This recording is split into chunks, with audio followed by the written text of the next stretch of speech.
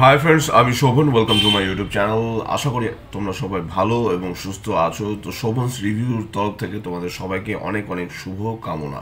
তা international women's ডেতে কিন্তু একটা নাটক রিলিজ হয়ে গেছে, যেই নাটকটা কেএস ফিল্মস একটা ইউটিউব চ্যানেল রয়েছে বাংলাদেশের, সেখান থেকে স্ট্রিম হয়েছে গতকাল, মানে 7th মার্চ 2024-এ। স্ক্রিন প্লে, স্টোরি এবং ডিরেকশন দিয়েছে হলো ভিকি জায়েদ। লিড কাস্ট রয়েছে হলো তানজিম তাইরা তটিনি, যার এখানে নাম থাকে হলো আয়েশা ক্যারেক্টারটা তিনি প্লে করেছেন। ইয়াশ রোহন রয়েছে, যার এখানে ক্যারেক্টারটার নাম থাকে হলো রাশেদ। এ কে আজাদ সেতু রয়েছে, যার এখানে নাম থাকে হলো কিবরিয়া চৌধুরী। তো কেমন হলো চিহ্ন এই নাটকটা? তো ওমেন ডে, ইন্টারন্যাশনাল ওমেন ডেতে এই নাটকটা কিন্তু সত্যি কথা অর্থে প্রচণ্ড অর্থবহ একটা ভাব নিয়ে আসছে। তার মেইন কারণ হলো এখানে যেই জিনিসটা দেখানো হচ্ছে, যেই জিনিসটার উপরে অ্যাকচুয়ালি ফোকাস করা হয়েছে, সেই জিনিসটার কিন্তু সেই আমি যদি বলি সেটার কিন্তু অনেকেই কিন্তু সেই তার শিকার হয়েছে, অনেকে অনেক ছোটোবেলা থেকেই কিন্তু সেই জিনিসটার শিকার হয়েছে। এবং এটারও কিন্তু একটা অ্যাওয়ারনেস দরকার। এবং এমনই একটা দিনে ভিকি জায়েদ এই সাবজেক্টের উপর তিনি এত সুন্দর একটা নাটক বানিয়েছেন, যেটা কিন্তু অত্যন্ত খুব খুব কার্যকরীভাবে কিন্তু জিনিসটা কিন্তু প্রকাশিত হয়েছে। এবং সত্যি কথা বলতে এই যে নাটকের যে ডিউরেশন, 52 মিনিটের মতো নাটকটার ডিউরেশন, সেটা কিন্তু বেশ ভালো, কোথাও কোনো বোরিং ব্যাপার নেই। তা শুরুতে আমি বলে রাখি, এখানে যে আয়েশার যে ক্যারেক্টারটা এখানে প্লে করেছে তটিনী, শুরুতেই দেখানো হয় সে একটা অফিসে তিনি কাজ করেন।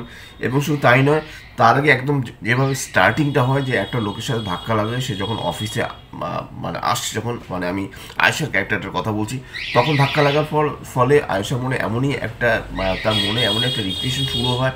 তারপরে তার অফিসে যেতে 2 ঘন্টা লেট হয়, সেই জন্য তার কথা শুনতে হয়। শুধু তাই নয়, অফিসে সে চুপচাপ থাকে, অনেকটা ইন্ট্রোভার্ট টাইপের একটা ক্যারেক্টার।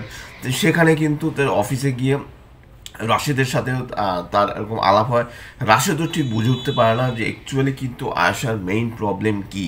এদিকে আরেকটা ক্যারেক্টারের কথা বলতে হবে, যেটা আপনার এ কে আজাদ সেতু প্লে করেছে, মানে কিবরিয়া চৌধুরী যে ক্যারেক্টারটা, সে ফেমাস একজন এমনই একজন ফেমাস একজন সেলিব্রিটি, কিন্তু তার কিন্তু এমনই একটা পাস্ট রয়েছে যেটা কিন্তু একদমই সুখকর নয়।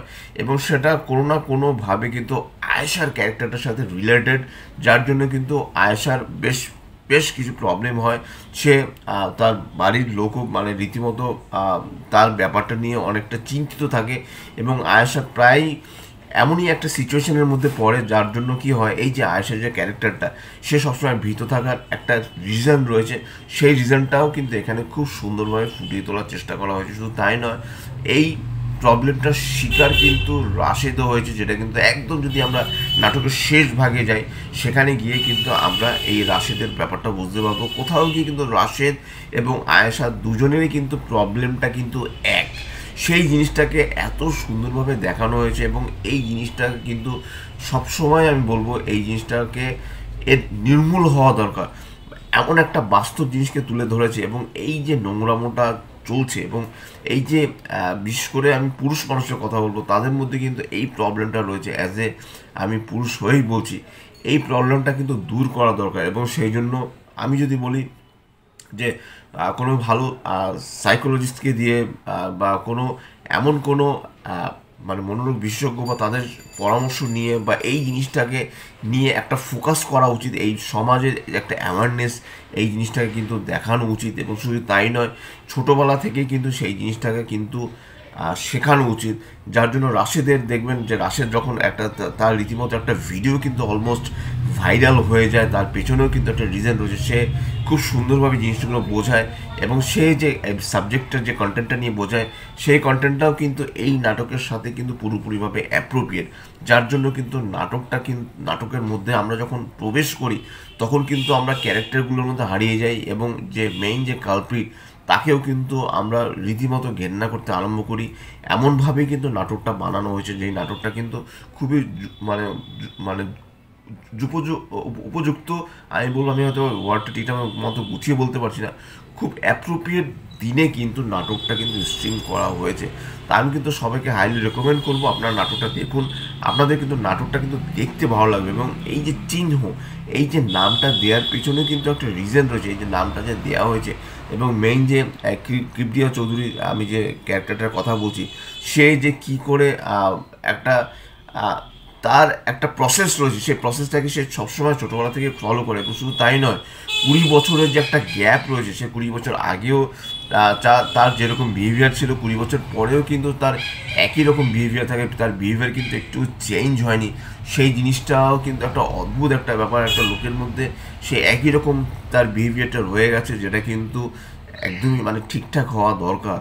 কারণ আমরা কিন্তু সমাজে কিন্তু অনেক ছোটোবেলা থেকে এমনভাবে শুধু নারী কেন, পুরুষরাও যে সমানভাবে যে সেই প্রবলেমটার যে শিকার হতে পারে, সেই জিনিসটা কিন্তু এখানে খুব সুন্দরভাবে ফুটিয়ে তুলেছেন ভিকি জায়েদ। আপনারা নাটকটা দেখুন, আশা করি আপনাদের ভালো লাগবে।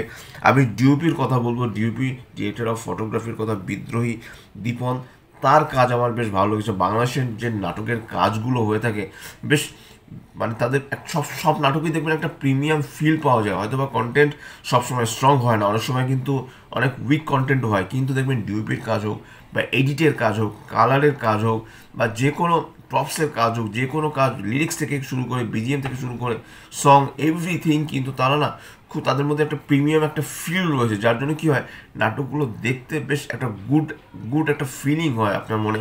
এবং আমি এডিট এবং কালারের কথা অবশ্যই বলবো, সাইফ রাসেল, তারও কিন্তু কাজ আমার বেশ ভালো লেগেছে। এবং সব মিলে কিন্তু আপনারা নাটকটা দেখুন। নাটকটা অ্যাকচুয়াল কন্টেন্ট আমি কিছুতেই রিভিল করতে চাইছি না, যেহেতু নাটকের বয়স মাত্র একদিন হয়েছে নাটকটা স্ট্রিম হয়েছে। কাজেই আমি সবাইকে বলবো, আপনারা একটা ইউটিউবে অ্যাভেলেবেল রয়েছে, আপনারা জাস্ট ইউটিউবে সার্চ করবেন চিহ্ন CHINNO, সেটা সার্চ করলেই কিন্তু আপনারা নাটকটা দেখতে পাবেন। আপনারা ভিকি জায়েদের নাটকটা দেখুন। এবং ভিকি জায়েদের নাটক মানেই সে কিন্তু এমন সুন্দর সুন্দর কন্টেন্ট যিনি নিয়ে আসেন, যেটা কিন্তু অন্য অন্য ডিরেক্টরের থেকে সম্পূর্ণ আলাদাভাবে তিনি কিন্তু তার জাত অলরেডি চিনিয়ে দিয়েছেন। তিনি যে আর 5টা ডিরেক্টর থেকে অনেকটা আলাদা, সেটা কিন্তু আরও একবার প্রমাণিত হলো চিহ্ন নামের এই যে নাটকটার মাধ্যমে।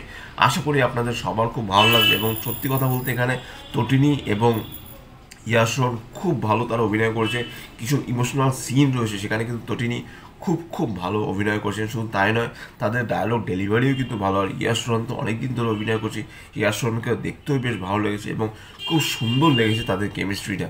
সব মিলে কিন্তু চিহ্ন নাটকটা আমার কিন্তু বেশ ভালো লেগেছে। আপনারা দেখুন এবং আপনারা লোককে এই চিহ্ন নাটকটা দেখতে সাজেস্ট করুন, কারণ এই নাটকটা কিন্তু কিন্তু এখনকার সমাজে খুবই এমনই একটা রোগ, এই রোগের নির্মূল হওয়া অবশ্যই দরকার। এটাই ছিল আমার চিহ্ন নাটকের রিভিউ। আপনাদের যদি আমার চ্যানেলটা ভালো লাগে থাকে, লাইক, শেয়ার, কমেন্ট এবং সাবস্ক্রাইব করতে ভুলবেন আমার চ্যানেলকে। ইনস্টাগ্রামের লিঙ্ক, ফেসবুকের লিঙ্ক এবং ইউটিউবের লিঙ্ক আমার ডিসক্রিপশন বক্সে দিয়ে দেওয়া রয়েছে। এই কথা বলে আমি রীতিমতো ক্লান্ত। আপনারা আমার সাথে কানেক্ট করার চেষ্টা করতে পারেন এবং কমেন্ট বক্সে আপনারা অলরেডি লিখে জানান যারা চিহ্ন দেখেছেন তাদের কেমন লাগলো, আর যারা এখনও দেখেননি, ইউটিউবে নাটকটা ফ্রি রয়েছে, আপনারা গিয়ে নাটকটা দেখে অবশ্যই আমাকে কমেন্ট বক্সে লিখে জানাবেন। Till then, stay tuned, tata.